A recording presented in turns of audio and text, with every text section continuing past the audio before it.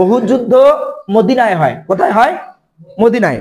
মক্কা থেকে মদিনায় হিজরতের পর তৃতীয় হিজরিতে, কত হিজরিতে? তৃতীয় হিজরিতে উহুদ যুদ্ধ সংগঠিত হয়। উহুদ যুদ্ধ তৃতীয় হিজরিতে সংগঠিত হয়। কেন সংগঠিত হয়? দুইটি কারণ ছিল। এক নাম্বার কারণ হলো বদরের যুদ্ধে মুসলমানরা মক্কার কুরাইশদেরকে পরাজিত করেছিল। বদরের যুদ্ধে মক্কার কুরাইশদেরকে মুসলমানরা পরাজিত করেছিল। এর প্রতিশোধ নেওয়ার জন্য উহুদ যুদ্ধ সংগঠিত হয়েছিল। আরেকটা কারণ হলো মক্কার কুরাইশগণ সবাই সিরিয়া যেত ব্যবসায়িক কাজে। মক্কার কুরাইশগণ সবাই ব্যবসায়ী ছিল, ব্যবসায়িক কাজে সিরিয়া যেত, ইস্তাম্বুল যেত, তারপরে তুরস্ক যেত, ফিলিস্তিনে যেত। তো ব্যবসায়িক কাজে যাওয়ার জন্য মদিনা হয়ে যেতে হতো। কি হয়ে যেতে হতো? মদিনা হয়ে যেতে হতো। এই মদিনা হয়ে যাওয়ার পথে তাদের ব্যবসায়িক কাজ বন্ধ করে দেওয়ার জন্য আল্লাহ রাসূল সাল্লাল্লাহু আলাইহি সাল্লাম কি করেছেন? মদিনা যাওয়ার পরেই, মক্কা থেকে মদিনায় যাওয়ার পরেই আল্লাহ রাসূল সাল্লাল্লাহু আলাইহি সাল্লাম ওই মদিনার যতগুলো ইহুদি ছিল, মদিনার যতগুলো মুশরিক ছিল, মদিনার যতগুলো পৌত্তলিক ছিল, মদিনার যতগুলো মুসলিম ছিল, তাদেরকে নিয়ে একটা কমিটি গঠন করলেন। কমিটি গঠন করার পরে তিনি, আল্লাহ রাসূল সাল্লাল্লাহু আলাইহি সাল্লাম, তিনি এই সবার নেতা হলেন। নেতা হওয়ার পরে তিনি একটা মদিনা সনদ, একটা চুক্তি করলেন।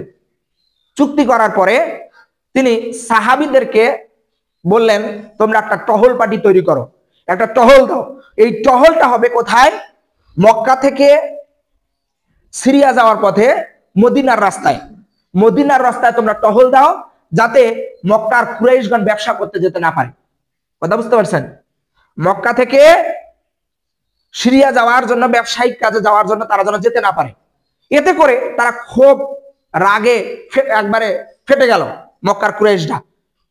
এই খবর যখন তাদের কানে পৌঁছালো, তো মক্কার কুরাইশরা তখন বলল যে, এখানে একটা কথা হলো, বদর যুদ্ধ যখন পরাজিত হলো আবু জাহেল সহ, পরাজিত হওয়ার পর সেখানকার নেতা হলো আবু সুফিয়ান। কে নেতা হলো? আবু সুফিয়ান। তার আবু সুফিয়ানের নেতৃত্বে ওই তারা মদিনার পথে রওনা হলো যুদ্ধ করার জন্য। মদিনার পথে রওনা হওয়ার পরে মদিনার যে উহুদ পাহাড়, সেই উহুদ পাহাড়ের সামনে তাবু গঠন করলো, তাবু করলো। তখন এটা যখন করার কারণে যখন রাসূল সাল্লাল্লাহু আলাইহি সাল্লাম বলছে তাহলে তো যুদ্ধ করতে হবে, রাসূল সাল্লাল্লাহু আলাইহি সাল্লাম তখন তাদের সাহাবীদেরকে বললেন যে, বদরের যুদ্ধ যেহেতু হয়েছে, তারা পরাজিত হয়েছে, এটা তারা আরো শক্তিশালী ভাবে আমাদের সাথে লড়াই করবে। তো সাহাবীরা, তোমরা প্রস্তুত হও, আমরা যুদ্ধ করব। তো 1000 সৈন্য, আর মক্কার কুরাইশগণ ছিল 3000 সৈন্য। মক্কার কুরাইশগণ কয়জন ছিল? 3000। আর মদিনার সাহাবীগণ সব মিলে ছিল 1000। 1000 এই সৈন্যকে, 1000 সাহাবীদেরকে যখন নিয়ে উহুদ যুদ্ধ করবে, সেই সময় একটা আলোচনা হচ্ছিল যে মদিনায় থেকেই আমরা যুদ্ধ করব, মদিনায় থেকেই আমরা যুদ্ধ করব। কিন্তু সাহাবীগণ বলল, কিছু কিছু সাহাবী বলল যে আমরা তো, মানে কিছু কিছু সাহাবী যারা বদর যুদ্ধে যুদ্ধ করতে পারেনি, তারা বলল যে, আল্লাহ রাসূল, আমরা তো বদর যুদ্ধ অংশগ্রহণ করতে পারিনি, তো আমরা মদিনায় না থেকে উহুদ পাহাড়ের ওইদিকে গিয়েই যুদ্ধ করব। আর আব্দুল্লাহ ইবনে উবাই, আল্লাহ রাসূল সাল্লাল্লাহু আলাইহি সাল্লাম, তিনি বললেন যে না, আমরা মদিনায় থেকেই যুদ্ধ করব।